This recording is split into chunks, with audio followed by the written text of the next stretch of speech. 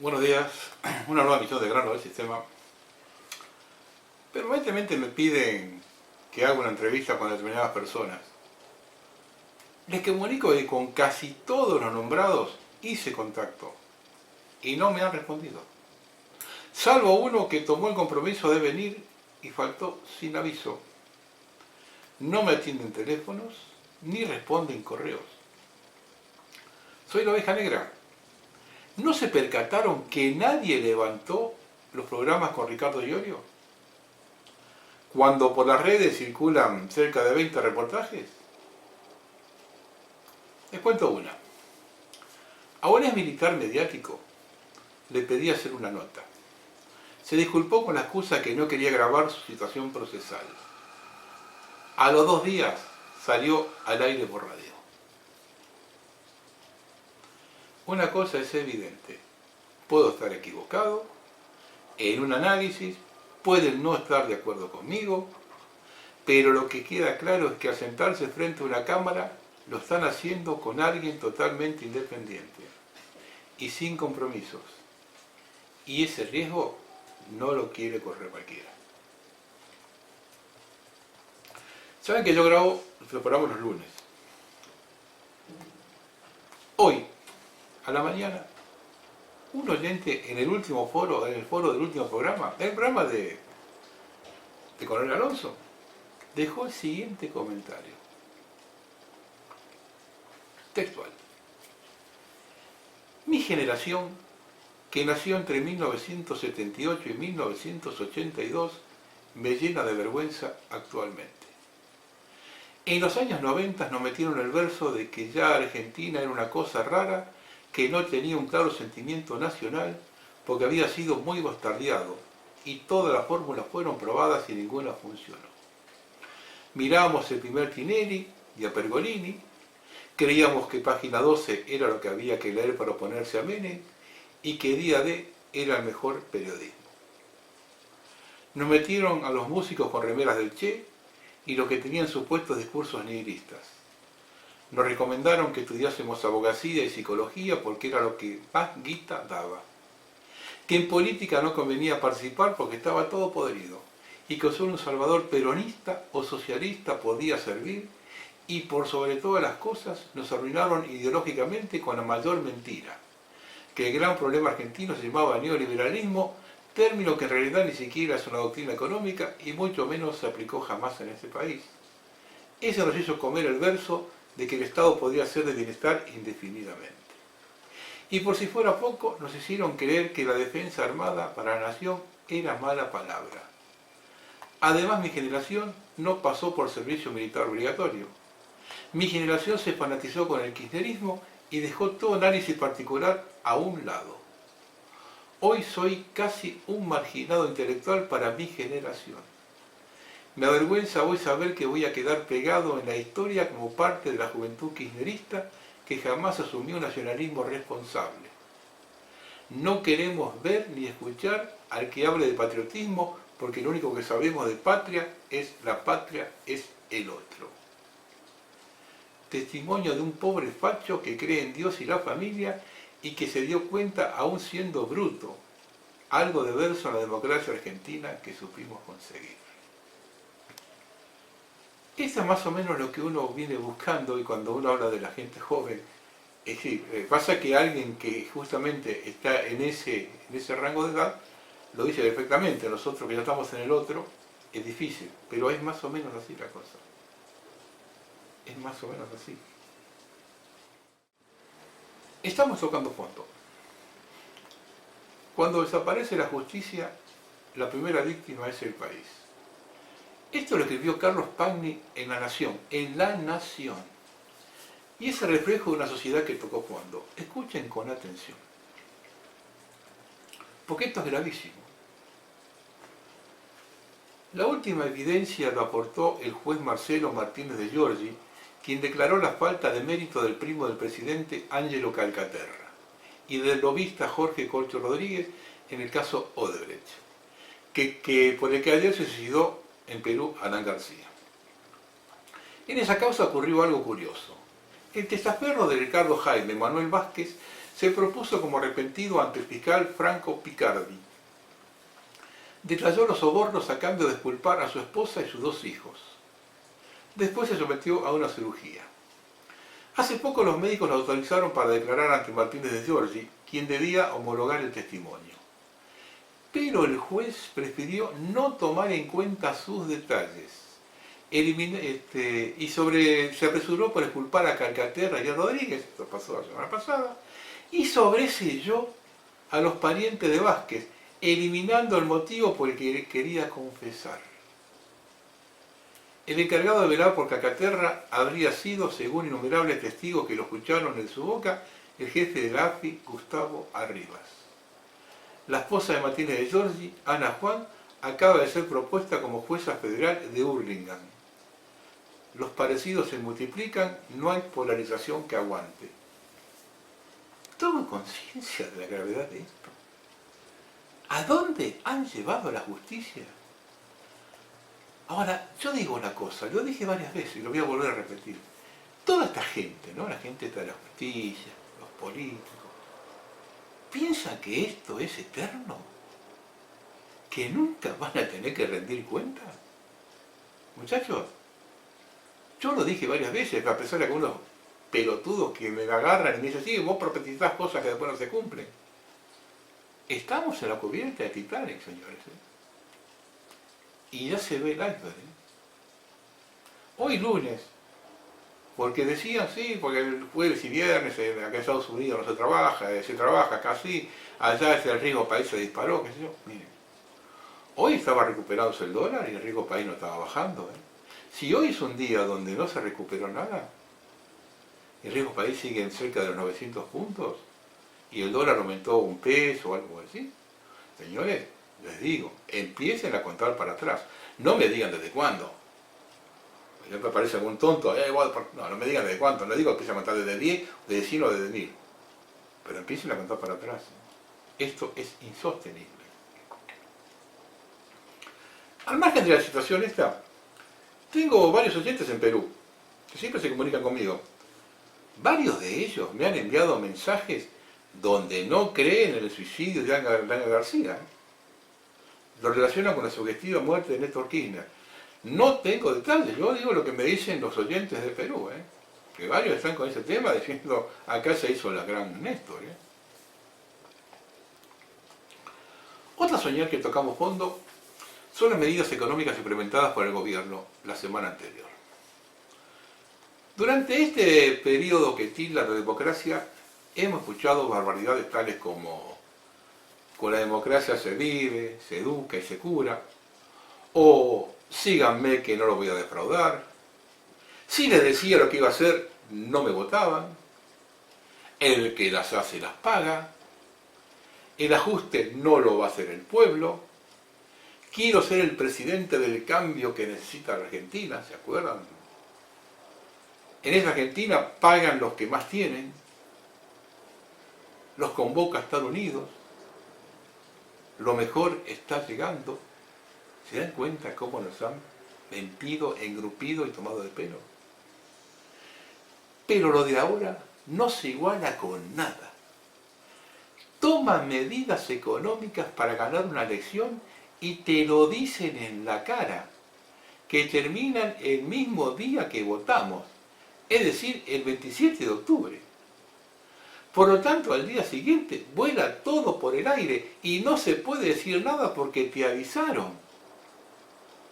Nadie se atrevió nunca a tanto. Nos están robando a cara descubierta y a la luz del día. ¿Y saben por qué pasa eso? Porque tienen estudios elaborados que al 70% de la población no le importa nada y que entre el 20 y el 30% decide el voto en el cuarto oscuro. Y lo decide en función de cómo le fue a lo sumo en los últimos 30 días. Es decir, si controla la inflación los últimos 2 meses, tienen camino orégano. Les doy un ejemplo. En 1989 se votó con casi 3000% de inflación. Y los radicales sacaron 38% de los votos. Si sumamos lo de la Sogaray, se llegaban al 45%. Es decir, contra 47 de Menem. En aquel tiempo no había balotaje, pero se podría ir a un balotaje de 45 contra 47. ¿Alguien puede asegurar que el riojano ganaba la elección si se votaba con una inflación del 5% en vez de votar con el 3.000? Toma medidas para beneficiar las pymes. Y los comerciantes que fueron solicitadas hace más de un año. Esas medidas que ahora alargaron, las habían solicitado las pymes y los comerciantes hace más de un año. Y entonces la respuesta fue: dejen de llorar. Suspendieron por 6 meses los tarifazos. Le dan crédito a los jubilados con su propio dinero. En mi vida he visto tanto cinismo. Si el pueblo argentino se come este caramelito, ya debemos preparar la sala mortuoria. Si esta gente, con el daño que hizo en 3 años, es reelecta, no tiene límite para el próximo periodo. A ver, y toma las medidas al voleo, sin controlar nada, y cuando no la controlás, pasan cosas como esta. Mira, esta es la carne de precios cuidados, ¿no? La carne picada de precios cuidados, que parece atractiva. ¿Por qué? Por el precio, ¿no? 67 pesos, 850 gramos. Ahora, tenés que fijarte acá, mirá lo que dice: alimento a base de carne vacuna picada con soja. O sea, no es carne lo que te dan, es soja. Te dan soja.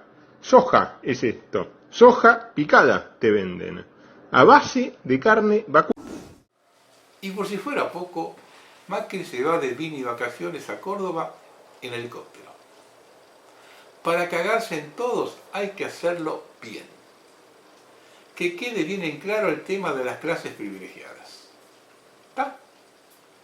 Debajo se ven las imágenes de las personas que confiesan llorando ante las cámaras que comen una vez por día y lo hacen a las 3 de la tarde. Así les dura hasta la noche, que se van a dormir con un mate cocido y un pedazo de pan.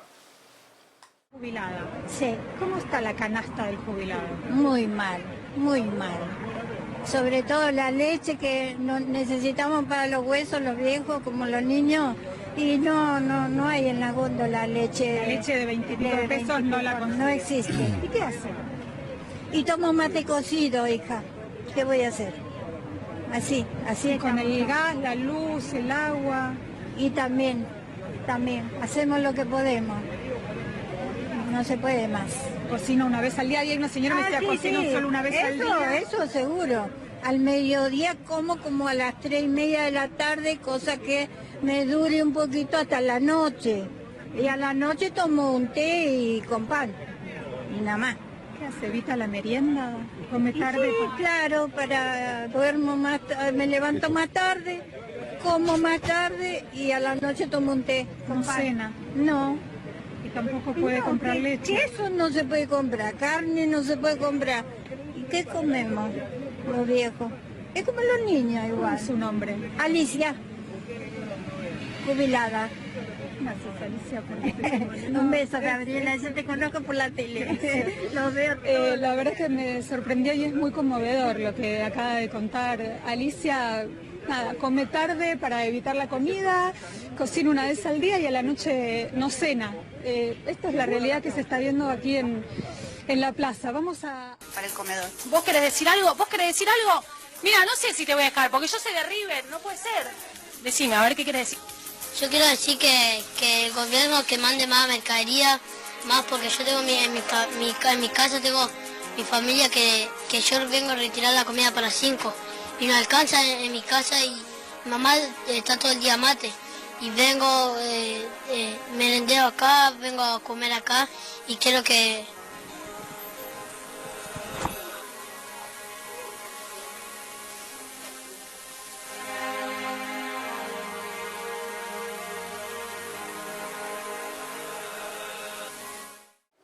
Señores, de una vez por todas nos tenemos que dejar de romper las pelotas y ponerlas sobre la mesa. Estamos gobernados por una banda de malparidos que junto a los que se fueron y quieren regresar son los responsables de esto. Y no me vengan con el cuento que con nosotros comíamos y con estos no. Son la misma mierda con distinto olor. Bien de este nombre porque ahora vamos a ir a la cuestión que nos importa como argentinos y es quiénes son los títeres locales que trabajan para estas organizaciones del nuevo orden mundial. Hablará en primer término Susan Siegel. La señora Siegel es la presidenta y CEO de America's Society Council of the Americas desde agosto de 2003. Es miembro de la Junta Directiva del Tinker Foundation, del Consejo Consultivo Internacional de Endeavor y del Council on Foreign Relations. La señora Siegel tiene una larga experiencia profesional en el sector privado en América Latina y otros países emergentes. Fue socia del grupo latinoamericano de Chase Capital Partners, JP Morgan Partners, donde fue pionera de inversiones Early Stage Venture Capital en América Latina. Presidió los consejos consultivos en Chile y Filipinas, colaborando en su oportunidad en la resolución de la crisis financiera de los años 80 y 90. Entre sus condecoraciones más importantes se encuentran la Orden de Bernardo O'Higgins de Chile y la Orden de San Carlos de Colombia. Muchas gracias, jefe de gobierno de la ciudad de Buenos Aires, Mauricio Macri, ministros, gobernadores, embajadores, legisladores, miembros de la American Society y Consejo de las Américas, invitados especiales, amigas, amigos. Quiero agradecer de manera especial a nuestros sponsors que han hecho esta conferencia posible. Nuestros sponsors Panregionale, AES Argentina, Citi, JP Morgan y NEC. Y nuestros sponsors corporativos, Aeropuertos Argentina 2000, Andes Energía, Barrick, Chevron, DirecTV Argentina, Fox International Channels Latin America, Microsoft, Monsanto, Pan American Energy, Panadile Argentina y PepsiCo. Bueno, buenos días. Quiero saludar a Susan Siegel, siempre bienvenida en nuestra querida ciudad de Buenos Aires.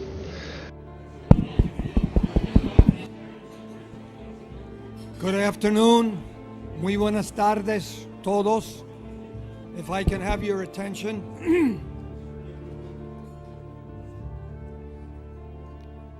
Today we have the pleasure and honor on behalf of the American Society Board of Directors to present the Gold Insignia. Tenemos el gusto de presentar la Gold Insignia al señor Mauricio Macri, presidente de la República Argentina.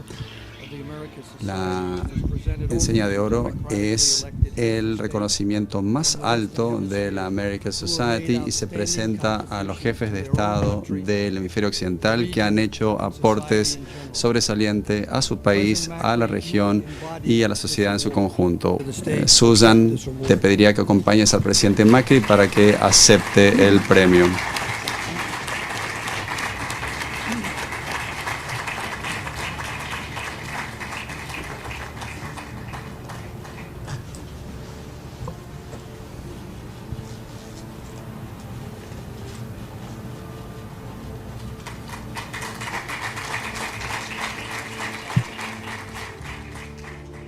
Al Consejo de las Américas, en términos institucionales y en términos personales, porque no puedo dejar de decirlo así, a Susan, que además de ser chairman del Consejo de las Américas, es también una amiga de la Argentina y para esta presidenta también una amiga personal, que me ha recibido en esta casa cuando era apenas senadora nacional, sin estar acá sacado un presidente, pero ya nos conocíamos de antes.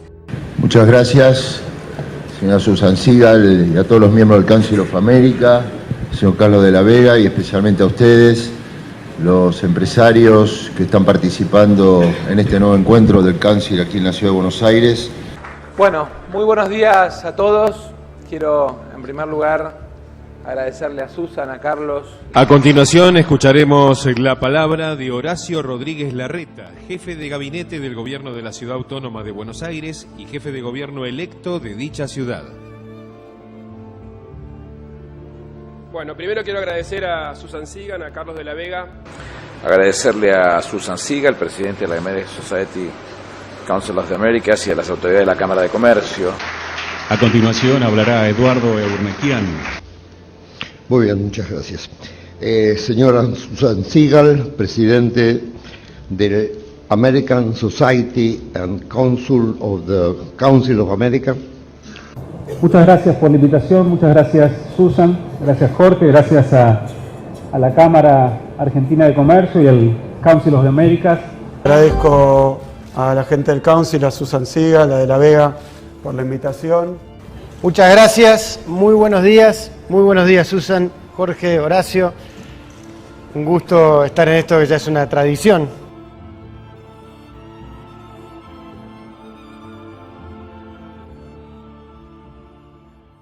Como vieron, absolutamente todos van a rendir examen ante Susan Sigal y el Consejo de las Américas, desde Macri, Marcos Peña y Duhovne, hasta Cristina Kicillof, Aníbal Fernández, Scioli, Urtubey.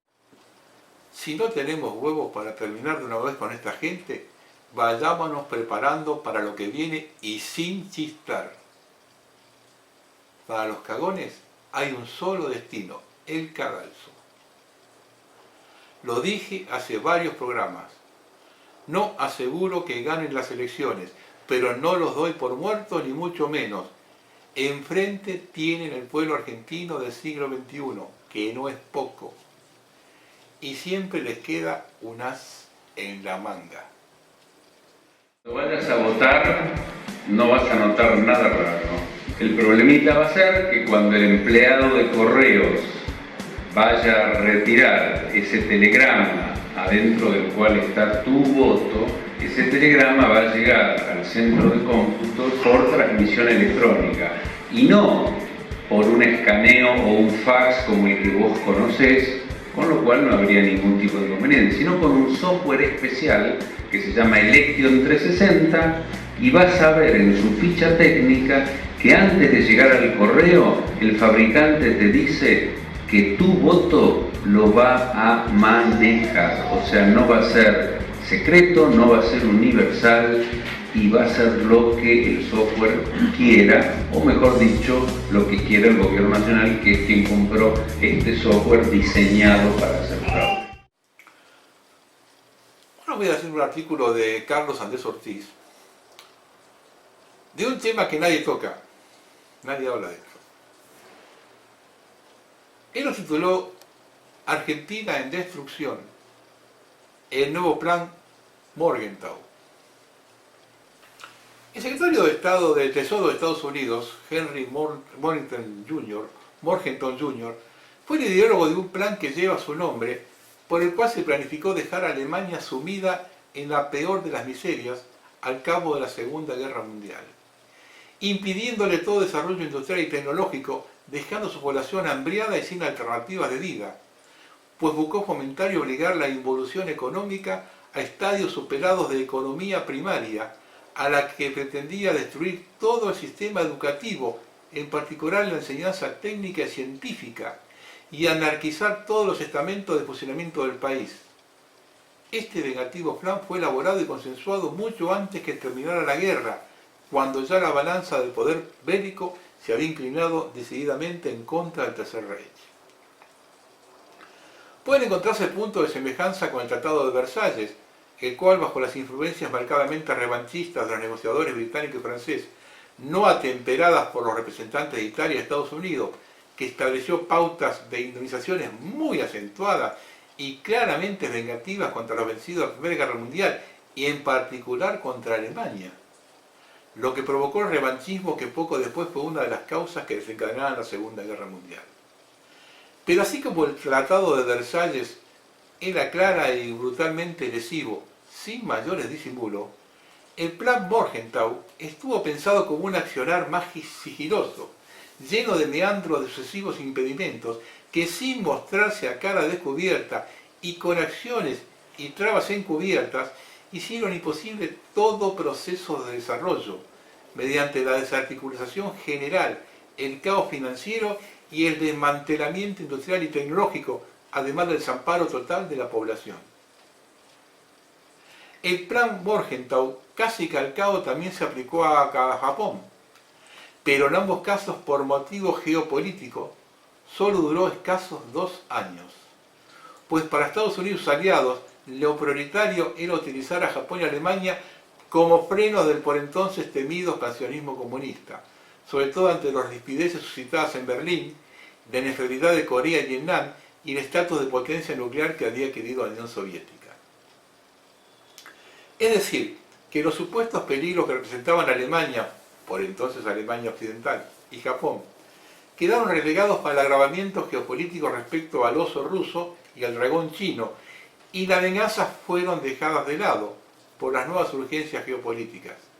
El siniestro plan Morgenthau fue reemplazado por el plan Marshall, que fue su antítesis, y los milagros económicos alemanes y japoneses se concretaron rápidamente, al igual que ocurrió con otros exbeligerantes de Europa Occidental. Si bien la bibliografía políticamente correcta los elude, hay en la historia otros casos de desindustrialización forzosa, instigados por la respectiva potencia dominante de turno, en particular por Gran Bretaña, que quería competencia a su autodesignado rol de taller del mundo. Largamente estudiado por el revisionismo histórico y cuidadosamente oculto por el academismo histórico mitrista, es el caso argentino del siglo XIX, cuando después de Caseros y de Pavón, batallas que sucesivamente significaron la imposición forzosa del liberalismo económico, ante la invasión de productos industriales sin freno aduanero alguno y facilitado ese proceso por los avances de las redes ferroviarias, se extinguió rápida e irremisiblemente la industria artesanal del noroeste, de Santa Fe, Córdoba, Buenos Aires y otras provincias. Brutal proceso negado o ninguneado por historiadores y economistas afines al establishment oligárquico antiindustrial. Y aquí hago una pequeña acotación yo. El ferrocarril lo usaban para eso. Salía más barato un flete de Buenos Aires a Salta que uno de Córdoba a Salta o de Córdoba a Buenos Aires. Entonces no tenían cómo competir los molinos, por ejemplo, o los productores de Córdoba con el flete. En el Chaco, en un momento determinado, se negaron a levantar la cosecha de algodón, por ejemplo. Son cosas que se manejaban así, para esa forma, perjudicándolo. Y Roca tiene una frase muy particular. Roca dijo que ellos no necesitaban absolutamente para fabricar nada porque con el campo le alcanzaba. Lo dije 1000 veces. Estamos hablando de un país que tenía 2 o 3 millones de habitantes. Entonces el campo podía dar para todo el mundo. Pero ya cuando la Argentina yo pasó de 2 millones a 5 o a 6 o a 7, no a 44 como ahora, a 5, a 6 o a 7 ya el campo no podía darle de comer a todo el mundo. Roca cuando dijo eso éramos 2,5 millones, 3 millones de personas. Sigo. En Argentina, la desindustrialización y la destrucción de actividades tecnológicas de punta tuvo varios muy nefastos periodos de aplicación, todos los cuales tuvieron claras connotaciones de acentuada similitud con el plan Morgenthau, aplicado en Alemania y Japón entre 1945 y 1948. Las acentuadas políticas de industrialización y desarrollo tecnológico que aplicó el peronismo entre 1945 y 1955 fueron frenadas y en parte desactivadas y destruidas por el golpe de Estado pro-británico de 1955, perpetrado con la complacencia y apoyo de la vieja oligarquía campera ultraconservadora. La desactivación del avanzado proyecto Pulqui, avión caza a reacción similar a los MiG-15 y Sabre F-86 de esos años, y la absurda expulsión de la fábrica de camiones y ómnibus de Mercedes-Benz, son posiblemente los casos más emblemáticos, pero no los únicos de la Libertadora. El odio a los obreros sindicalizados que caracteriza los procesos de industrialización, el miedo visceral a las transformaciones socioeconómicas y la aversión a perder privilegios recalcitrantes unió a componentes ultraliberales, antinacionales de las Fuerzas Armadas con la retrógrada oligarquía campera y sectores de la intermediación importadora y financiera.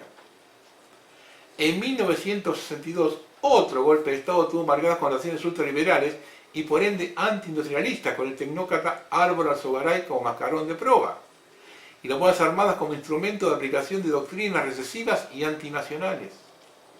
Los pretextos del golpe no pudieron ocultar que las políticas petrolera e industrial notablemente efectivas, más allá de aciertos y errores de aplicación, fueron las causas reales que escandalizaron a las oficialidades gorilas y a sus mandantes e instigadores oligárquicos.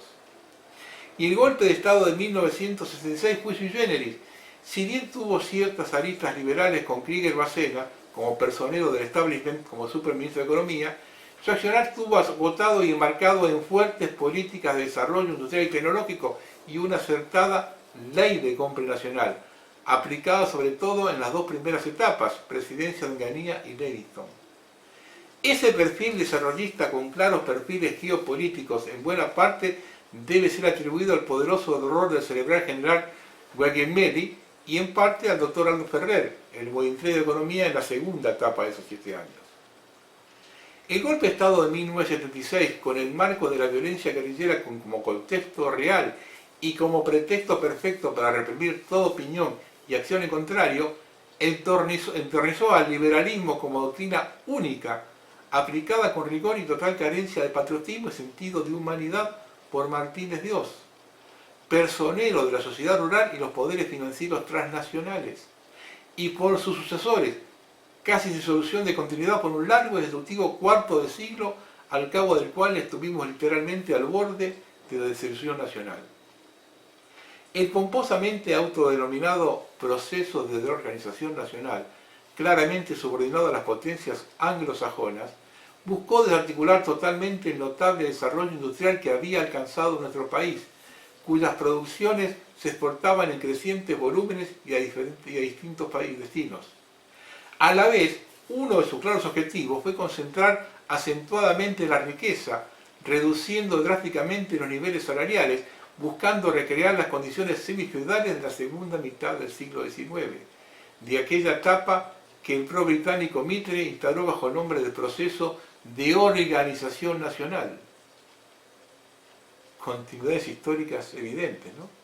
Mitre habló del proceso de organización nacional y en el 66 de reorganización nacional. La brutal involución industrial, tecnológica y económica en general y sociopolítica, así como sus objetivos finales de desguace nacional, tuvo evidentes similitudes prácticamente calcadas con el plan Morgenthau, el cual siguió aplicándose hasta 2001, incluso acentuándose con Menem y de la Rúa. Volviendo al poder formar el liberalismo bajo el formato democrático desde fines de 2015, con los mismos o similares protagonistas que en los siniestros 90, evidentemente están decididos a aplicar a rajatabla una versión remozada y acentuada del plan Morgenthau, en forma acelerada y pretendiendo no dejar margen para el resurgimiento industrial, tecnológico, ni siquiera de atisbo alguna de soberanía nacional.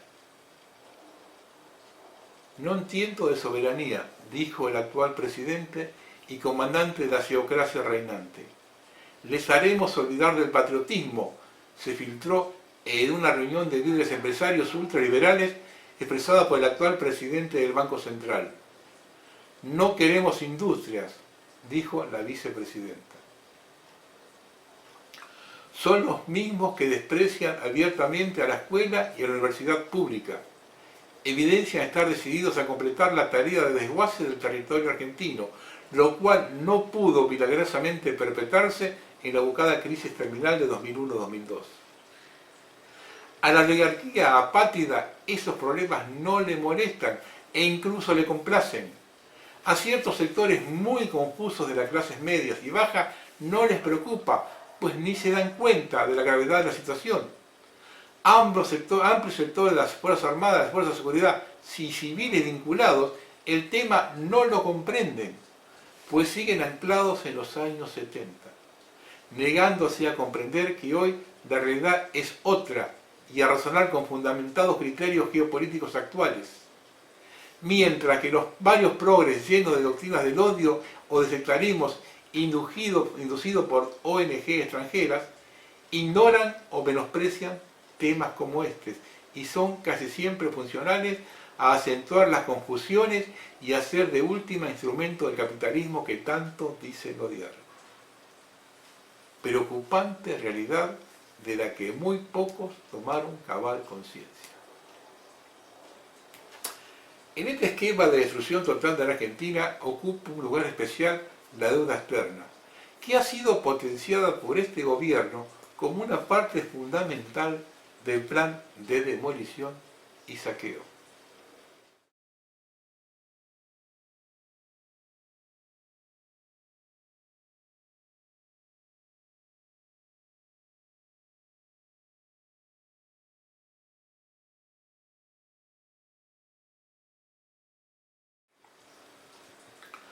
Lo positivo de todo esto es que algunos fervientes seguidores de Mauricio Macri hoy ya no solo no piensan como él, sino observen lo que dicen.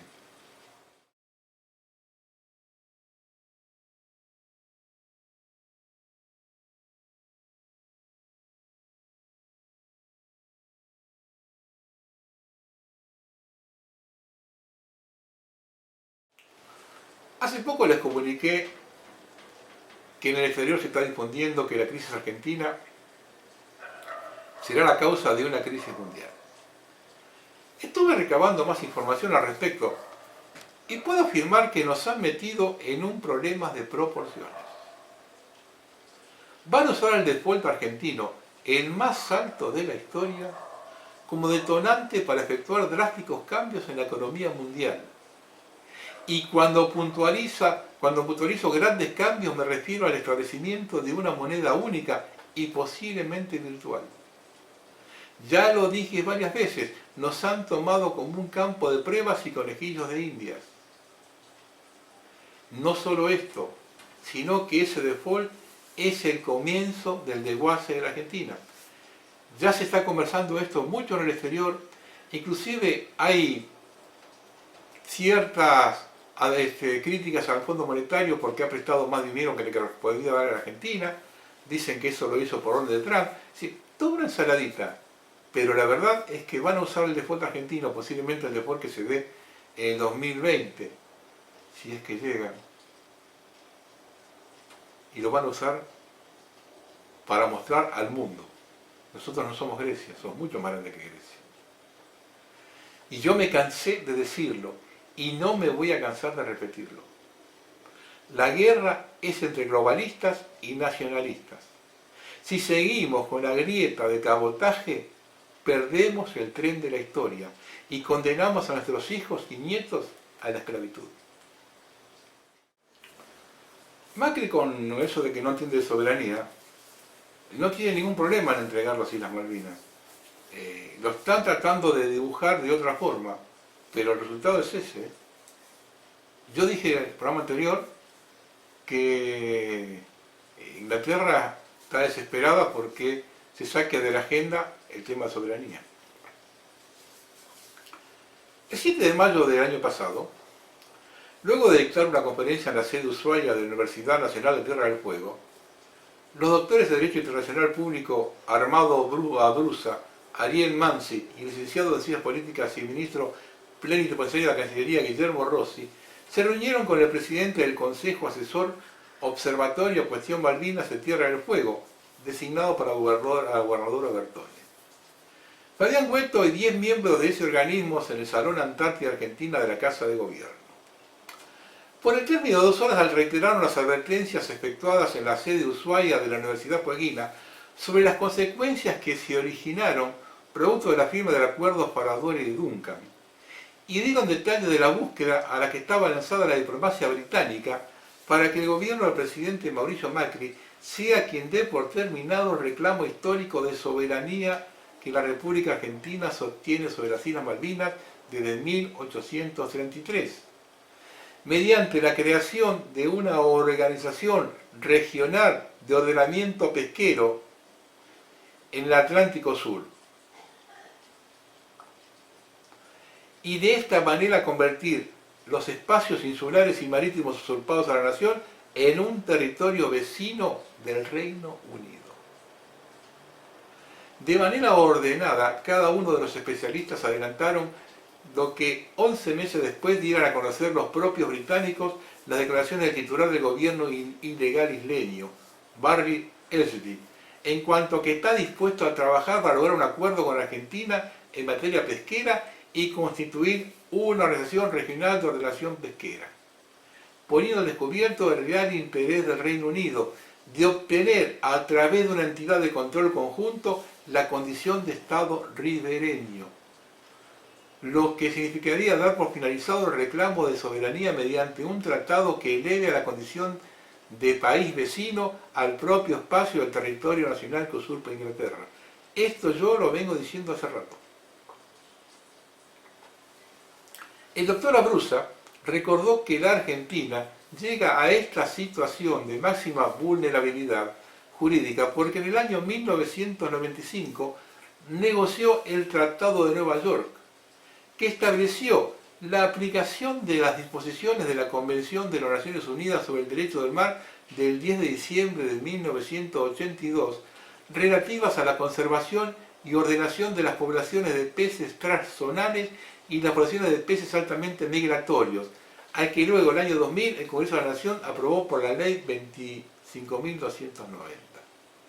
Este tratado, bajo una apariencia conservacionista, esconde la ambición de Gran Bretaña para obtener un arreglo multilateral para alta mar, donde a través de la creación de la organización de la ORO, tanto la Argentina como otros estados reconozcan el carácter de estado ribereño de Gran Bretaña en el Atlántico Sur, agregó Ariel Mansi. Por lo que solo faltaría la firma, ratificación del presidente para dejar en la historia el reclamo de soberanía, a reconocer a Gran Bretaña como estado ribereño en el Atlántico Sur.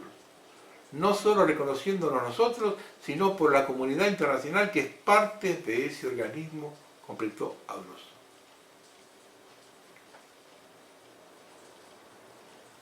Y fíjese que estos no paran nunca, ¿eh? Yo lo voy diciendo. Nosotros dormimos la siesta y ellos trabajan en doble y triple turno, ¿eh?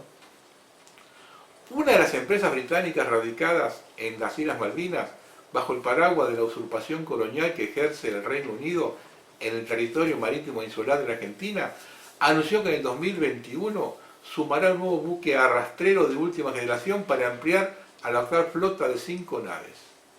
La firma del acuerdo por la duda de Duncan desde el 2016 y la reactivación del Comité de Pesca entre Argentina y Reino Unido pone un horizonte promisorio a la explotación británica de los recursos naturales que solo el país podría estar ejerciendo y comercializando. La construcción de la embarcación comenzó a fines de febrero de 2019 en el astillero Nadosa de la ciudad portuaria de Vigo, España. Se espera que el barco esté terminado a principios de 2021, listo para comenzar a pescar en la primera temporada del calamar. El buque será propiedad del consorcio constituido por Fortuna Company y Petrel Fishing Company Limited y estará registrado en las Islas Malvinas y se llamará provisionalmente F-B Falcon. El barco será el primero en la actualización gradual de la flota de Fortuna de los próximos años. Yo hace rato que lo vengo diciendo. El tiempo que queda en Argentina cada vez es menos. Y con un presidente como este, ya directamente estamos jugando tiempo de descuento. Yo voy a hablar del tema de la catedral de Notre Dame. No hay demasiadas informaciones concretas. A ver, y aquí hay que manejarse con cuidado, porque YouTube está encima y en cuanto pisemos el palito, directamente un programa más, 2 programas más y ya me levantan el canal del aire. Así que manejarse con mucho cuidado. Y apelo a la inteligencia que está del otro lado. El pasado mes de febrero, Forum Libertas informaba que el Observatorio de la Cristianofobia en Francia había publicado la información en la que narraba el ataque sucedido contra la librería cristiana Siloé en Perpignan. La librería cristiana Siloé, destrozada, titulaba el observatorio que informó sobre los hechos. El gerente descubrió los destrozos este 19 de febrero por la mañana. Estos ataques cristianofóbicos no son aislados. Ahora se ha sabido que en una semana Francia ha visto hasta 12 iglesias profanadas en distintos puntos del país. Hubo 8 amenazas a iglesias desde la semana pasada a hoy en París. La ola anticristiana dejaba en Nimes la iglesia Nuestra Señora de los Niños profanada. Los que perpetraron el ataque dejaron una cruz pintada con excrementos humanos, saquearon el altar mayor y el sagrario y robaron las hostias, que fueron arrojadas más tarde en la basura para ser posteriormente encontradas. Del mismo modo, la iglesia de Notre Dame de Dijon sufrió un robo. Las hostias sagradas fueron sustraídas del altar mayor para posteriormente tirarlas al suelo y ser pisadas. También en La Baule, la iglesia del pueblo fue asaltada por unos jóvenes que estarían bajo los efectos del alcohol. y el Cristo crucificado fue torcido para hacer creer que hacía un gesto obsceno. En la periferia de París, varias iglesias han sufrido degradaciones de diversa importancia, en Maison Lafitte, en Joulis. Y la jerarquía religiosa prefiere guardar silencio. La conferencia episcopal francesa y varias personalidades se han limitado a subrayar esa amenaza anticristiana, esperando que la autoridad política y policial haga su trabajo. En ese marco, quizá tenga particular importancia el incendio de la iglesia de Saint-Sulpice, no lejos de la Saint-Germain-du-Prés, dos emblemáticos monumentos nacionales. En España también quemaron dos importantes iglesias, en Écija y Elche. Por lo tanto, ser tan tajante que la causa es un accidente es por lo menos temerario. La mezquita de Al-Aqsa en Jerusalén ardió al mismo tiempo que Notre Dame. En el tercer lugar más sagrado para el Islam, se incendió la sala de rezos mientras ardía la Catedral de París.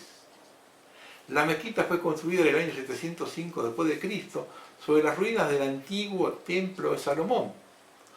Por lo tanto, para construir el tercer templo se debe demoler la mezquita. En París se dio reconocimiento por primera vez al genocidio armenio. El 22 de abril se iba a celebrar misa en Notre Dame en memoria del genocidio armenio cometido por Turquía en 1915. En los años del genocidio, los turcos incendiaban iglesias con la población armenia en su interior y bloqueaban las salidas. El accidente que ha destruido por fuego Notre Dame ha sido el 15 de abril.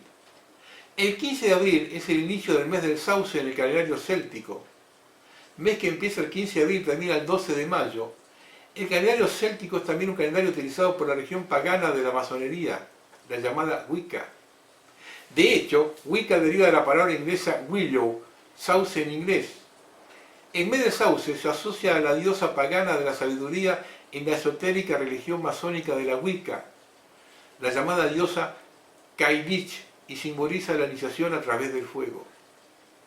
La Wicca está íntimamente relacionada con el conocimiento drúdico de las religiones paganas y está asociada a la brujería a un nivel que muy pocos conocen. La élite del poder conoce perfectamente este conocimiento ancestral. ¿Es casualidad que el día que se inicia el mes céltico del sauce, símbolo de la iniciación a través del fuego, haya ardido Notre Dame? ¿Tendremos que ver el anuncio de la oscuridad, foto del agujero negro, y luego el fuego renovador? Y en abril, o sea, el comienzo del calendario masónico, el comienzo de un ciclo. También el 15 de abril, el aniversario del hundimiento del Titanic y el asesinato de Lincoln. Un dato curioso, en la tapa de la revista The Economist de 2017, sabemos que anticipa los hechos. Esto ya no se discute, se interpreta. Allí se ve claramente una torre con una cruz católica que se incendia. A su lado sendas manifestaciones, uno con una cruz y otro con la hoz y el martillo, que pueden ser las características de la Francia de hoy. Otro dato es que los albañiles habían construido un emplacamiento en forma de pirámide, que se quemó en una pirámide de fuego. Los bomberos recibieron la orden de no echar agua. Luego dijeron que para evitar desmoronamientos, y la dejaron quemar como un palo. También se habla de una operación contra los chalecos amarillos, que ya se están yendo de cauce para el sistema. Se observó de los satélites de Rusia los humos de la térmica y su altura, y son de color blanco a amarillo marrón, correspondiente a una carga explosiva de bajo orden como son la dinamita, cloratita y nitrocelulosa, cuando está contenido en panes y activado por fulminantes. El domingo de Pascua hubo atentados en 3 iglesias con más de 200 muertos en Sri Lanka. ¿Esto también lo tenemos que tomar descolocado del resto y no como una agresión a la Iglesia Católica? ¿Y nos seguimos comiendo todos los caramelitos? Esta no es una iglesia cualquiera, y tampoco está ubicada en cualquier parte, sino en la isla de la Cité. Basta ver en el mapa que es un ojo de Osiris, Se considera el mejor templo masón del planeta. Muchos hablan de que es un punto sagrado donde se llevarían adelante rituales y sacrificios. Esta iglesia pertenece al gobierno de Francia. No es de la iglesia católica. Está autorizada la iglesia católica a usarla ahí. Por eso en el pasado quizás tuvo otro tipo de funciones también. El obispo que construyó Notre Dame expulsó a los judíos de París. Guarda clavos de la cruz y la corona de espinas de Jesús. Esas reliquias fueron traídas de las cruzadas. Ahora vean este pequeño cortito video con esta figura extraña y hagan sus conclusiones. There was also the sighting of a strange figure on top of the cathedral. While the whole place was going on fire, there was a very strange figure, and it was caught in front of the cameras of TVs worldwide. So I wanted to do a close-up of this figure, and of course some people can say it looks like the ghost of Osama bin Laden. No, it's not the ghost of Osama bin Laden, but it is a Knights Templar. That is actually a Knights Templar and how they used to dress back in the days. Now, we know there is a lot of stories about ghosts in Notre Dame, but this one is pretty weird to see it in front of our eyes. La Catedral de Notre Dame, que sufrió graves daños en un incendio el lunes, es un símbolo de Francia, de París y por supuesto del cristianismo. Pero la iglesia también está ligada a la historia judía. Como en otras partes de Europa, los judíos en Francia sufrieron repetidas persecuciones durante la Edad Media. El pueblo judío fue reverenciado como progenitor de la fe cristiana y vilipendiado como un intruso ciego que traicionó a Jesús y cayó de la gracia de Dios. La estructura de Notre Dame representa estas actitudes conflictivas hacia la población judía en los siglos pasados. A continuación se presenta una mirada a las conexiones a veces infelices de la catedral con el judaísmo. La parte más famosa de la catedral es su fachada oeste, con sus dos grandes campanarios. Debajo de estos hay tres grandes portales, cada uno adornado con figuras talladas de la tradición cristiana. El portal del lado derecho muestra a los padres judíos de la Virgen María, Anne y Joaquín. Varias escenas son retratadas, incluyendo el matrimonio de Anne y Joaquín, el rechazo a la ofrenda de la pareja por parte del sumo sacerdote del templo, debido a la esterilidad de Anne. Detrás de él se puede ver una bima y un rollo de la Torá. La visita de Joaquín por un ángel que le dice que Anne tendrá una hija y el nacimiento de Anne. Los judíos aparecen representados en las tallas con sombreros puntiagudos, ya que este fue el código de vestimenta de los judíos en el siglo XIII, en la época en que se creó la obra de arte, como una forma de distinguirlos de la población cristiana. Destacada por encima de los portales se encuentra la Galería de los Reyes, con sus 28 esculturas de los antiguos gobernantes de Judea, que se cree que fueron ancestros de María. Los reyes en la exhibición no son realidades originales, fueron derribados y decapitados durante la Revolución Francesa, ya que fueron vistos erróneamente como símbolos de la realeza francesa, y la galería fue reconstruida en el siglo XIX.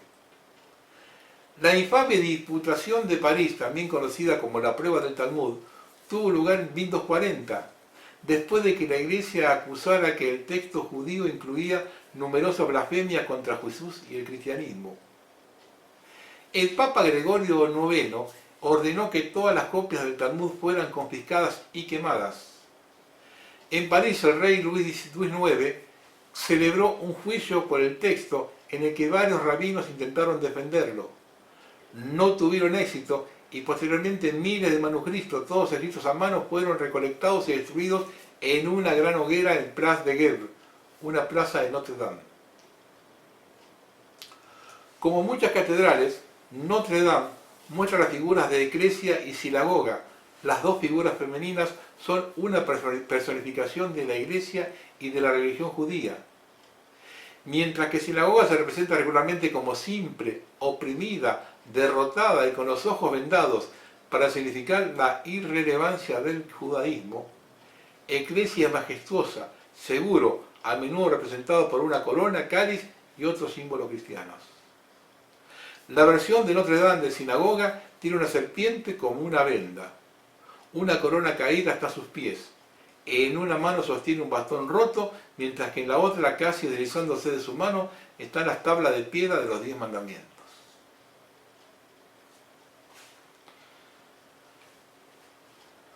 La colecta para su reconstrucción, su restauración, plantea otro punto de conflicto.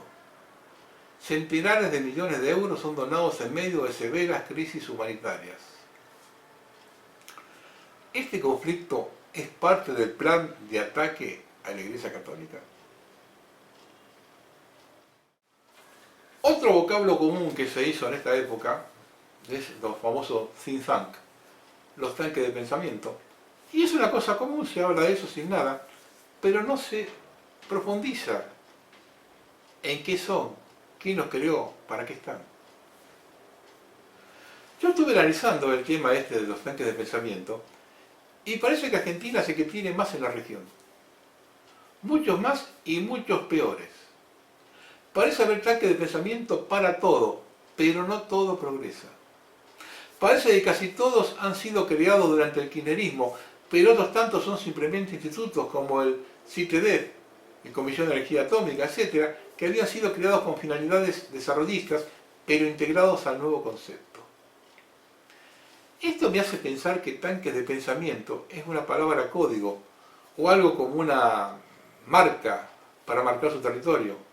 Me hace pensar que un Estado es como un organismo. Cuando éste se debilita, se enferma, y estos tanques de pensamiento son síntomas de esa enfermedad.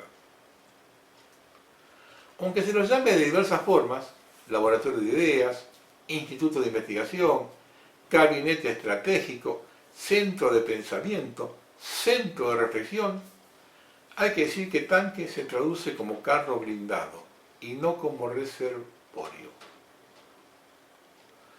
El concepto de think tank es puramente militar y proviene de los centros de comando en la Segunda Guerra Mundial, cuando se trata de resolver complejos problemas estratégicos en grupos muchas veces, dividiendo las disciplinas.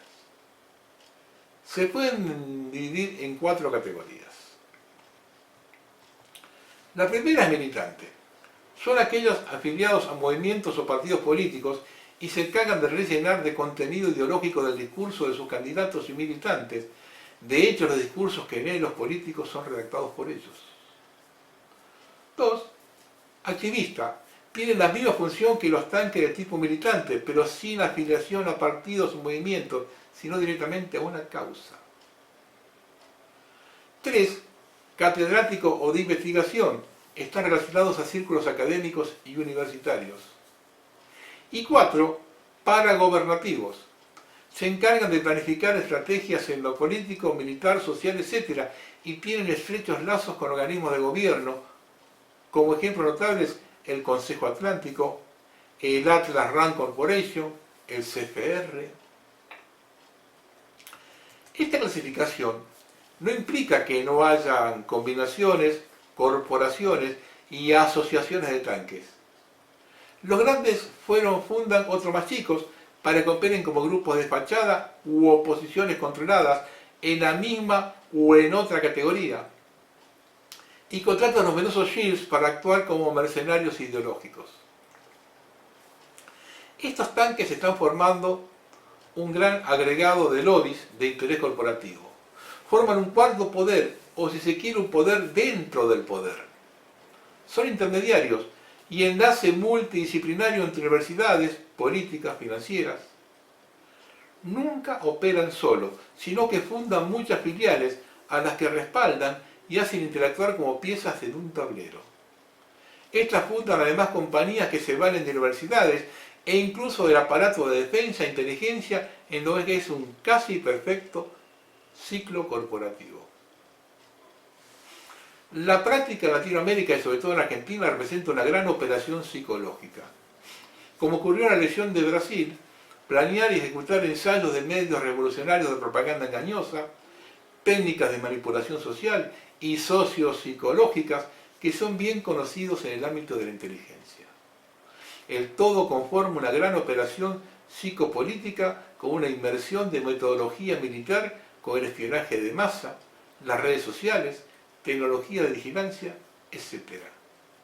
No diferente al tipo realizado en la guerra antiinsurgencia y en las primaveras árabes, en Cataluña, en Venezuela, etc. Operaciones psicológicas usan acciones psicológicas, propaganda y engaño para cambiar actitudes y comportamiento. La propaganda es toda información, ideas, doctrinas o exhortaciones especiales en apoyo de los objetivos nacionales, con el fin de influir sobre las opiniones, las emociones, las actitudes y el comportamiento de cualquier grupo específico para beneficiar directa o indirectamente al patrocinador. La propaganda es clasificada de acuerdo a su fuente, no al contenido. Y su clasificación es propaganda blanca, fuente conocida, propaganda gris, fuente no conocida, propaganda negra, fuente falsa.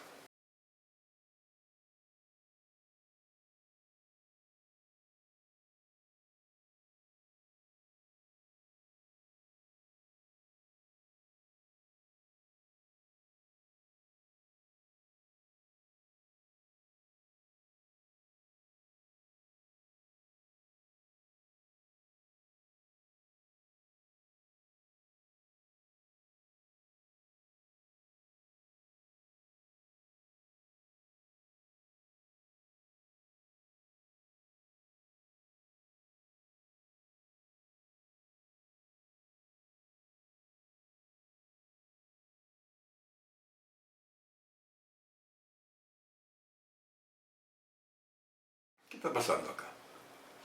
Tienen este video censurado de Córdoba. Y así tienen una muestra más de lo que van a votar. Y lo que votaron en 2015.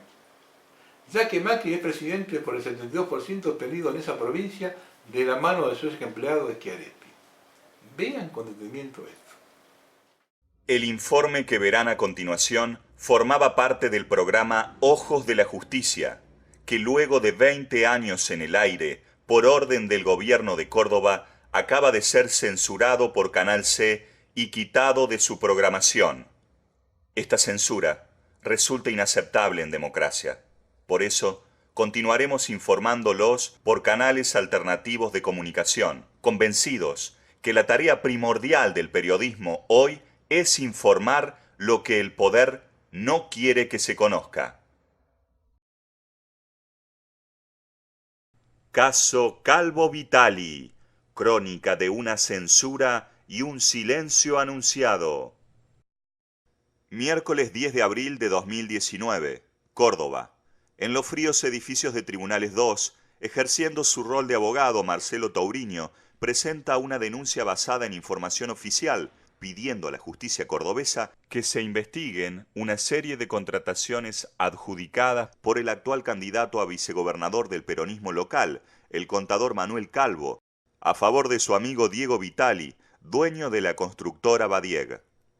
En su presentación, basada en resoluciones y decretos, algunos firmados por el propio Calvo, se le pide al señor fiscal que investigue las contrataciones realizadas a la empresa Badieg entre los años 2009 y 2018, por un monto total de 344 millones de pesos.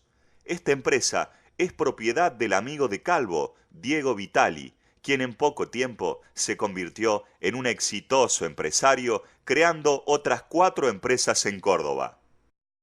A pesar de que la denuncia es sólida y elocuente, ni Calvo, ni Vitali, ni funcionarios, ni periodistas, ni la oposición dijeron nada al respecto.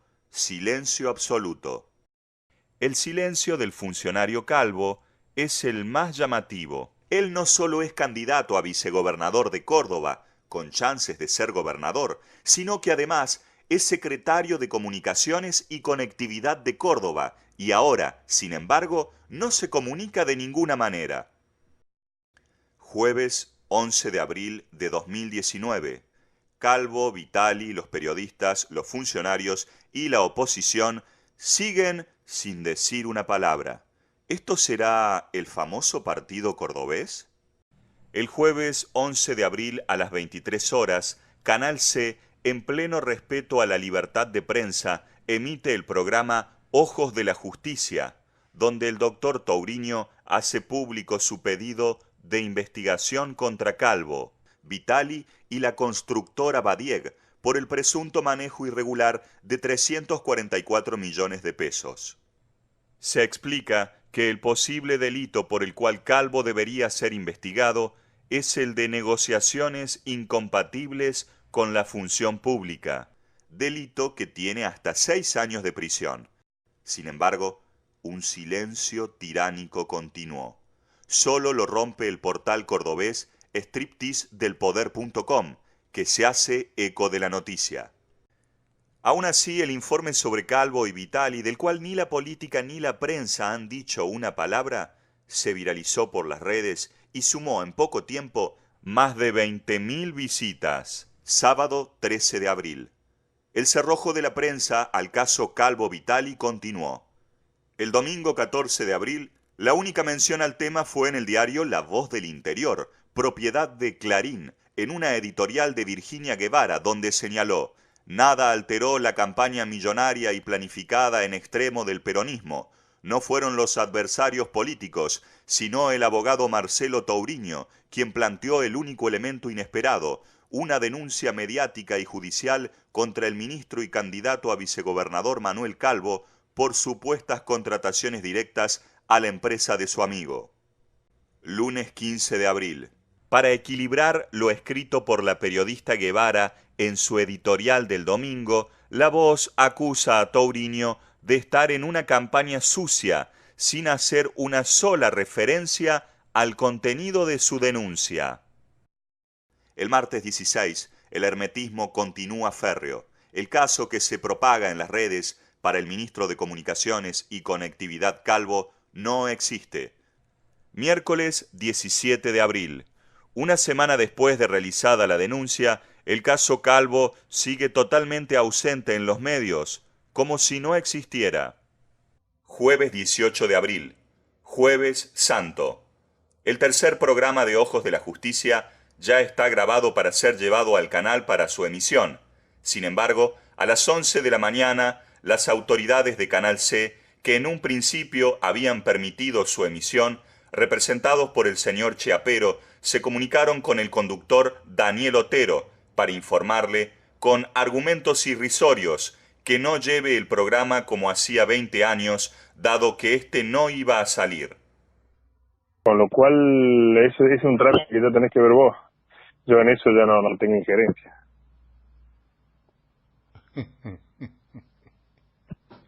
Así que no te puedo decir mucho más hoy que un día que no laburo en el canal, así que digamos, la administración no labura, nosotros vamos a estar haciendo una guardia nomás, pero no se labura hoy prácticamente. Esa es la situación, te digo para que lo veas vos de si no tenés esos trámites, espero que te vaya al canal a llevar el programa, básicamente. Aún así, pocas horas después, Otero en persona, acompañado por escribano público, se hizo presente en Canal C, dejando copia del programa. Sin embargo, como lo habían anticipado las autoridades del canal, el programa Ojos de la Justicia no salió al aire luego de casi 2 décadas. La clave es la pauta oficial, el dinero que destinan los gobiernos nacionales, provinciales y municipales para publicitar sus actos de gobierno o políticas. Pauta que el año pasado, según informes, en la provincia habría ascendido a 1.800 millones de pesos, sin computar entes descentralizados como Bancor, EPEC, y que se reparte enteramente a discreción por el funcionario de turno, dado que no hay una ley o marco que la regule. ¿Y quién se encarga de repartir esa millonaria pauta oficial? El contador Manuel Calvo, el íntimo amigo de Vitali. El mismo que hasta ahora no ha emitido una palabra respecto a las graves sospechas que pesan en su contra. Funcionario que, desde el primer momento, fue invitado al programa a dar sus explicaciones, pero no pudo venir por problemas de agenda. ¿Podemos vivir en democracia si un gobierno a través de la pauta publicitaria impone qué se puede decir y qué no? Pues ya lo decía George Orwell hace 70 años atrás. Periodismo es publicar lo que alguien no quiere que publiques. Todo lo demás son relaciones públicas.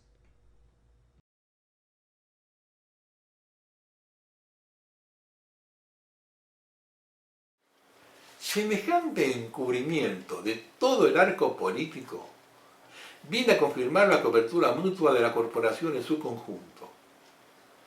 Todos tienen un muerto en el placar y nadie puede justificar un peso en el bolsillo.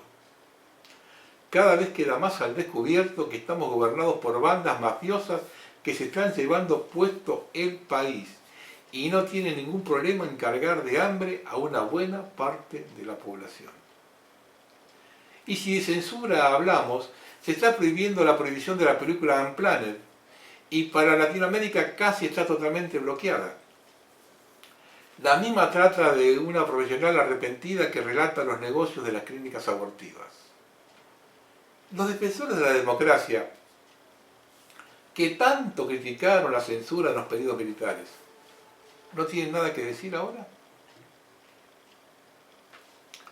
Para eso que se callan la boca, le dejo un monólogo de George Carlin. The best we can do, folks. This is what we have to offer. It's what our system produces. Garbage in, garbage out. If you have selfish, ignorant citizens, you're going to get selfish, ignorant leaders. And term limits ain't going to do you any good. You're just going to wind up with a brand new bunch of selfish, ignorant Americans. So maybe it's not the politicians who suck. Maybe something else sucks around here, like the public. Yeah, the public sucks. There's a nice campaign slogan for somebody. The public sucks, fuck hope. Fuck hope. Because if it's really just the fault of these politicians, then where are all the other bright people of conscience? Where are all the bright, honest, intelligent Americans ready to step in and save the nation and lead the way? We don't have people like that in this country. Everybody's at the mall, scratching his ass, picking his nose, taking his credit card out of his fanny pack and buying a pair of sneakers with lights in them. So I have solved this little political dilemma for myself in a very simple way. On election day, I stay home. I don't vote. Fuck them. Fuck them. I don't vote. Hace rato que vengo hablando de que el gran hermano está entre nosotros y de la esclavitud del siglo XXI, ¿no? China siempre, a la vanguardia. Empleados de la limpieza de calles en China tienen que portar pulseras inteligentes que lo obligan a trabajar si lleva 20 minutos sin moverse. Las pulseras monitorean el horario laboral de los trabajadores y también avisan a la administración si estos abandonan el área que tienen asignada. 500.000 escaneos faciales en un mes. Cómo utiliza China la inteligencia artificial para hacer el perfil de una minoría. En un gran salto épico para el mundo tecnológico, las empresas chinas han creado algoritmos que el gobierno utiliza para rastrear a los miembros de un grupo minoritario. Inteligencia artificial, la clave para vigilar a los estudiantes en China. 7 escuelas de ese país están probando una cámara de video que analiza minuto a minuto las expresiones faciales de los estudiantes para verificar si ponen atención. Luego un software de reconocimiento facial identifica a los alumnos y según su lenguaje corporal los clasifica en una de 6 conductas diferentes: leyendo, escribiendo, alzando la mano, de pie, escuchando al profesor o reclinándose sobre la mesa. El gran hermano, señores. Google entrega a la policía de Estados Unidos datos de móviles en escenas de crímenes y ya hubo arrestos erróneos. La policía estadounidense utiliza información sobre ubicaciones de usuarios que se encuentran almacenados en la base de datos Sensor Vault de Google, según lo reveló el pasado sábado el New York Times. Sensor Vault cuenta con los datos de ubicación de cientos de millones de dispositivos en todo el mundo desde hace casi una década. Cita el diario a los empleados de la compañía. Según la información del periódico, Google facilita a la policía información sobre posibles delincuentes y también sobre cualquier otro usuario que pueda ser de interés para la investigación. El gran hermano llegó llegó. Por supuesto, la gente joven, la juventud de ahora lo va a tomar como algo común. Pero dentro de 10 años, yo quiero ver si es algo común que ahora es común, cuando es un grillete tecnológico, vamos a ver qué va a pasar. Saben que yo siempre he sostenido que la verdad tiene que ser completa. Siempre me opuse a contar la historia con un solo ojo. El tema de Carlotto acaba de anunciar la recuperación de la nieta 129. Si bien debemos concluir que la mujer encontrada es la víctima de todo esto, por lo menos se debería dar la información completa y comunicar quién es el padre biológico. Carlos Alberto Solsona, uno de los secuestradores del coronel argentino del Valle de la Rabure, quien fue ascendido por muerte. Era infante del ejército e ingeniero bioquímico, egresado con honores del Instituto Militar de Ingeniería de Río de Janeiro. Era subdirector de la fábrica militar de pólvora y explosivos del ejército. Fue secuestrado en pleno gobierno democrático en 1974 y mantenido en cautiverio durante más de un año en una cárcel del pueblo que básicamente era un agujero en la tierra de 2x2 sin baño. Su única ventilación eran 2 caños de plástico de 2 centímetros conectados a un extractor eléctrico que Solsona y otros captores encendían y apagaban a voluntad, sabiendo que el secuestrado era asmático. Solsona era del ERP y lo que querían era asesoramiento en la fabricación de bombas a costa de libertad. Su cuerpo fue encontrado, al ser encontrado tenía quemadura de cigarrillos y picada eléctrica y pesaba 47 kilos menos. Murió ahorcado con un cable. Su familia nunca pudo lograr el enjuiciamiento de los culpables de este asesinato. Reitero, no se construye un país donde en lugar de justicia existe venganza y donde están presos de un solo lado. Al hijo de la Rabure le cierran todas las puertas en la justicia y Solsona pasa a ser un héroe. Así vamos derechito a la pared. Y le vuelvo a repetir, en la que se viene en Argentina, la venganza va a tener un protagonismo muy grande. Yo dialogo con todo el mundo. Yo dialogo con todo el mundo. Yo puedo hablar con alguien de derecha, de izquierda, de arriba, de abajo, no tengo ningún problema. Cuando reviente todo esto, la venganza va a ser impresionante. Si no paramos eso, muchachos. Yo quiero hablar de una cosita pequeña que escribió Leopoldo Marechal. Y lo tituló Valores esenciales de la Argentina. Toda nación, en tal o cual momento de su historia, puede encontrarse o bien en un estado esencial o bien en un estado accidental. Ambos estados se oponen en la medida en que el segundo contradice, olvida o traiciona los valores inmutables que sustentan al primero, lo cual vale decir que todo estado accidental es negativo y que la nación, al arriesgar en él su propia esencia, puede llegar a los límites de su aniquilamiento. Cuando la nación vive en un estado esencial, es una nación en acto de ser, con todos los derechos y deberes que supone la excelencia de ser, en acto de independencia, con toda la responsabilidad que supone el destino de ser independiente. Pero cuando la nación, olvidando su esencia, se deja ganar por solicitudes foráneas, cuando abandona su raíz tradicional para nutrirse en modo adventicio de lo extraño y ajeno, entonces la nación entra en un estado de no ser ella misma, por extravío de su forma esencial, y en un estado de peligrosa dependencia, por subordinación a las formas extranjeras que aspiran a sustituir la suya propia. Dicho estado es accidental con respecto a lo esencial que toda nación digna de serlo tiene, y puede ser transitorio si la nación, frente al peligro de su aniquilamiento, es capaz de reaccionar en el sentido verdadero, es decir, en el sentido de un retorno a su forma esencial. Lo eterno de un país radica en los valores inmutables que constituyen su esencia. En los días que corren es frecuente oír la voz de pueblos amenazados o vencidos, que hoy buscan afanosamente su olvidada raíz esencial, la que se mantiene abajo, firme y segura, mientras arriba caen las hojas otoñales de la historia, porque también la historia tiene sus 4 estaciones. Y aún en su desgracia, dichoso de los pueblos que tienen una esencia viva, un fondo eterno a que apelar en los momentos en que se juega su destino. Recordemos ahora brevemente cuál es la forma esencial de la Argentina.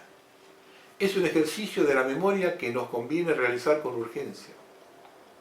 Rama del tronco hispánico, los valores eternos que le dan esencia, fisonomía y razón de ser no son otros que los que recibió de España en filiación legítima y que desde su origen la hicieron integrantes de la catolicidad, nieta del linaje romano y heredera y continuadora de sus tradiciones.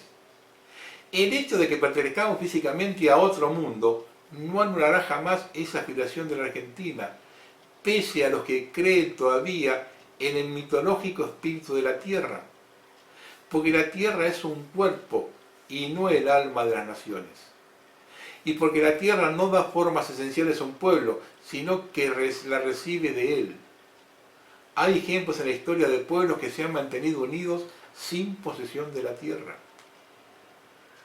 En cuanto al hecho de nuestra independencia política, desear que además de política lo sea total con respecto a nuestros orígenes, como lo quisieron algunos hombres de Mayo y como lo sueñan aún ciertos idólatras de la independencia en abstracto, equivale a la renuncia de nuestra forma esencial y al riesgo de no tener ninguna forma propia y sí muchas extrañas. Bien mirado, equivale a una imposibilidad de independencia. No podemos pues de vista nuestra forma de ser, no perdamos pues de vista nuestra forma de ser si queremos seguir siendo algo. Por fortuna, siempre ha existido y existe una Argentina esencial, fiel a su origen y a sus tradiciones. Quizá el rastro de su fidelidad no sea muy visible en la historia del país, ya que la Argentina esencial no se ha manifestado casi en el suceder político, sino más bien, y a pesar de todo, en la continuación de un estilo vital y en el culto íntimo de las formas espirituales que constituyen su esencia. Y las pocas veces en que ha intervenido para decidir el destino de la nación, la Argentina esencial ha escrito las mejores páginas de nuestra historia, quizá las únicas auténticas, y nuestro país ha vivido en acto de nación. Aún en los tiempos de mayor indiferencia, cuando graves problemas nacionales parecen librados al azar de la improvisación, surge de pronto la Argentina esencial para corregir un rumbo, dar una solución o abrir una salida a la esperanza. Estas manifestaciones inesperadas tienen algo de providencial y las explicamos entonces diciendo que la Argentina es un país de misión y predestinación. Y ciertamente las naciones predestinadas tienen un ángel que las defiende arriba, pero no hay que librarlo todo a la providencia, porque Dios ayuda a los que se ayudan y porque a los ángeles no les gusta pelear solos. Leopoldo Marechal. Vamos a terminar. ¿Qué te han hecho, mi Argentina? Este pueblo no nació para esclavos. Fuimos los primeros en liberarnos de España. Y cuando España reconquistó toda América, el único gobierno que se mantuvo independiente fue el de la Argentina. Y de aquí salieron los ejércitos que combatieron en todo el continente. Cuando los ingleses dominaban el mundo, de aquí los echamos con aceite hirviendo. Cuando los franceses eran amos y señores de los mares, con 4 cañones y 2 cadenas los echamos del Paraná. Cuando los portugueses quisieron invadirnos por el sur, en Carmen de Patagones, con un cañón y una pequeña guardia les dejamos 300 muertos en la playa. El almirante Brown los echó del Río de la Plata y bombardeó Río de Janeiro. Cuando Estados Unidos invadió Santo Domingo, el único barco que no saludó la bandera norteamericana a la entrada del puerto y sí saludó a una bandera dominicana que asomaba en un balcón, fue argentino. Cuando las potencias europeas bombardeaban Venezuela para cobrar su deuda externa, el único país en el mundo que alzó su voz parando esa matanza fue el canciller argentino Luis Madría Drago. Por eso es que nos quieren reducir y aniquilar, porque saben que este no es un pueblo de esclavos. ¿Qué te han hecho en Argentina? Ninguna bandera flameó tan alto en la historia del planeta como la nuestra. Porque este es el mismo pueblo de siempre. Ese pueblo que luchó en 100 batallas en toda América. Es el pueblo de Güemes, del sargento Cabral, del negro Falucho, del coronel Pringles, de Hipólito Cutlar, de Espora. Es el pueblo de la Vuelta Obligado y de la Postura del Quebracho. Es el pueblo que luchó en la Forestal, que se rebeló en la Patagonia, que un 2 de abril dejó la sangre de sus hijos en nuestras Islas Malvinas. En algún lugar del cuerpo tiene que estar esa sangre. ¿Qué te han hecho en Argentina? Tenemos un compromiso con la historia, por los miles de argentinos que con la pluma y con la espada trabajaron para que este sea un país respetado en el mundo.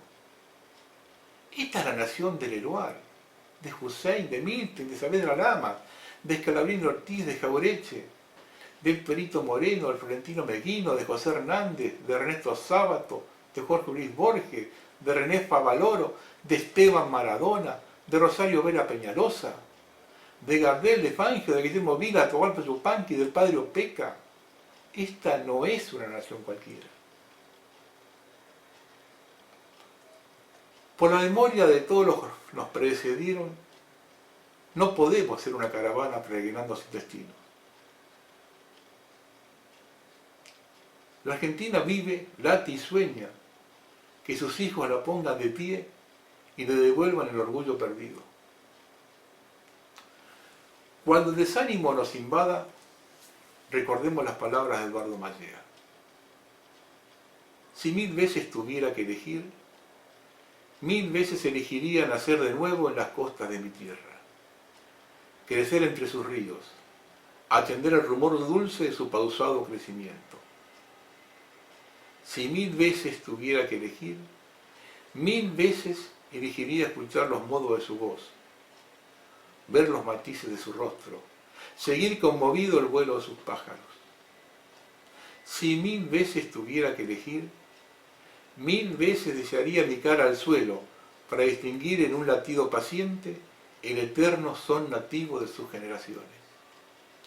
Si 1000 veces tuviera que elegir, 1000 veces elegiría la suerte múltiple de ser 1000 veces argentino. Podrán sacar nuestras hojas, podrán cortar nuestras ramas, podrán talar nuestro tronco, pero no podrán arrancar nuestras raíces. Buenas noches.